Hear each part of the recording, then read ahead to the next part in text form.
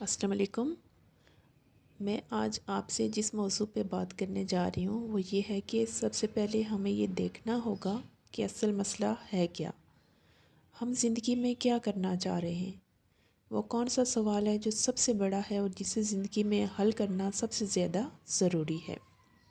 کہیں ایسا تو نہیں کہ ہماری زندگی میں سرے سے کوئی مسئلہ ہے ہی نہیں، کہ یہ بات تو نہیں کہ سارے مسائل ہمارے خود ساختہ ہیں۔ بچپن میں انسان کا کوئی مسئلہ نہیں ہوتا، پھر آہستہ آہستہ اسے چھوٹے چھوٹے مسائل سے روشناس کروایا جاتا ہے۔ ماں کے دودھ کے بعد ہاتھ سے کھانا کھلا کر اسے سمجھانے کی کوشش کی جاتی ہے کہ اس کا مسئلہ یہ ہے کہ اسے خود کھانا کھانا سیکھنا ہے۔ پھر کپڑے پہننے کو مسئلے کے طور پر اجاگر کیا جاتا ہے۔ اسی طرح بتدریج اسے حروف تجی اور گنتی جیسے مسائل کے سامنے کھڑا کر کے انہیں حل کرنے کا طریقہ کار بتایا جاتا ہے۔ اس طریقہ کار کی بنیاد صرف ایک ہے، تکرار، دہرانا یعنی ریپیٹیشن۔ اسے پریکٹس کروائی جاتی ہے، بار بار ایک ہی کام کو دہرا کر جو مہارت حاصل ہوتی ہے اسے مسئلے کے حل کے طور پر دکھایا جاتا ہے۔ اس سارے سسٹم سے ہرگز اختلاف نہیں، یہ تو ضروری شیطان ہے، اس کے بغیر گزارا ہے ہی نہیں۔ ہم ساری عمر اسی تربیت کے مطابق زندگی گزارنے کی سر توڑ کوشش کرتے ہیں، یہی ہماری زندگی کا بنیادی فارمولہ ہوتا ہے۔ اپنی آج تک کی زندگی پر نظر دوڑائیں، غور کریں، تجزیہ کریں۔ آپ دیکھیں گے زندگی میں پیش آنے والے روزمرہ واقعات کو ہمارا ذہن مسائل کے طور پر لیتا ہے اور ہم ساری زندگی ان مسائل کو تکرار، رپیٹ کے فارمولے کے تحت حل کرنے میں صرف کرتے ہیں۔ اپنے معمولات کا جائزہ لیں۔ روز صبح اٹھنے، دانت صاف کرنے، ناشتہ کرنے، اپنے کام پر جانے سے شام کو گھر واپس آ کر رات کو سونے تک کے تمام معمولات کو دیکھیں۔ آپ ہر شے، ہر عمل تکرار، رپیٹ کی صورت میں کر رہے ہیں۔ یہ ہمارے ذہن کی پروگرامنگ ہے۔ ہم اپنی ساری زندگی کو ایک مسئلے کی طرح دیکھنے کے عادی ہیں، اور ان مسائل کا حل نکالنے کے لیے ہمارے پاس جو سب سے آخری اوزار یعنی ٹول بچتا ہے، جس پر سب متفق ہیں، وہ عقل ہے۔ تکرار کے ساتھ ساتھ ہم ہر مسئلے کے حل کے لیے اپنی عقل کو استعمال کرتے ہیں، کیونکہ اس کے سوا انسان کے پاس کوئی اور ذریعہ نہیں جس سے وہ اپنی زندگی کو آگے بڑھا سکے۔ ایک طویل مدت زندگی گزارنے کے بعد ہمیں احساس ہوتا ہے کہ ہم اپنی زندگی کو جس سمت لے جانا چاہتے تھے وہ اس کے بالکل برعکس چلی ہے۔ ہم نے اپنے آپ کو عقل کے اندھا دھند استعمال سے آج جہاں لا کھڑا کیا ہے وہ ہمارے لیے مقام عبرت ہے۔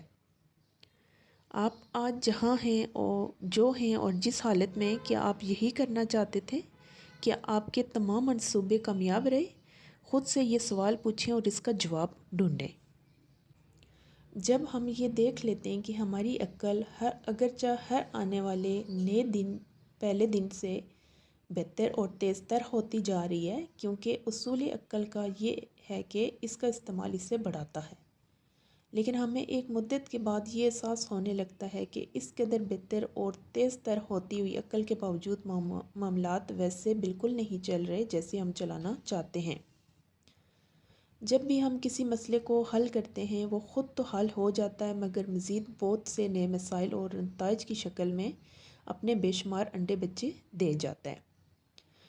یہ وہ وقت ہے جب ڈپریشن ہمراہ آور ہوتا ہے، اعصاب اور ذہن دباؤ کا شکار ہونے لگتے ہیں اور ہم اپنی صاف دکھائی دیتی ناکام زندگی سے گھبرا کر کسی نئی پناہ گاہ کی تلاش میں نکل کھڑے ہوتے ہیں۔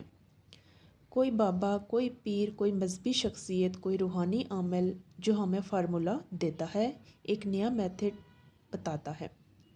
پھر تسبیحات نکل آتی ہیں، ذکر اذکار شروع ہو جاتے ہیں، وظائف کا دورہ ہوتا ہے، بیعت کی جاتی ہے، نمازوں کو پورا کرنے کا اہتمام ہوتا ہے اور دینی مجالس اور محافل سجائی جاتی ہیں۔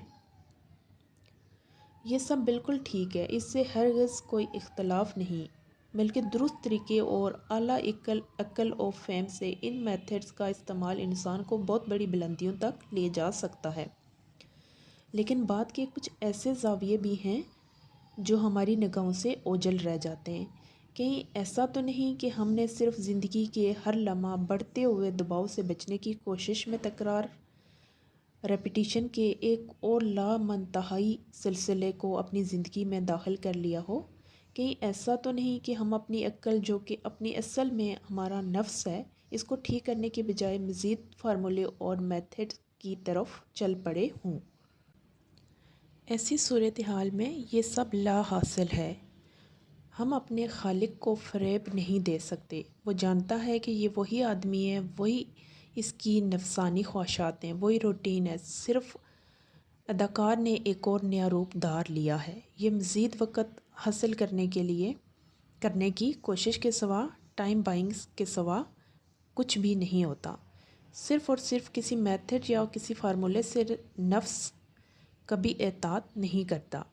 اگر اللہ کسی کی آنکھ اس کی اپنے اوپر کھول دے تو وہ دیکھتا ہے کہ یہ عقل بے شک بڑی شے ہے، لیکن یہ ناقص حالت میں بھی کسی بھی صورت میری رہنمائی کرنے کے قابل نہیں، کیونکہ یہ محدود عقل ہے۔ اس سے میں جس بھی مسئلے کو ٹھیک کرنے کی کوشش کروں گا وہ مزید الجھنیں چھوڑ جائے گا۔ ہر آنے والے دن کے ساتھ یہ شکنجہ میرے گرد گستاخی چلا جائے گا۔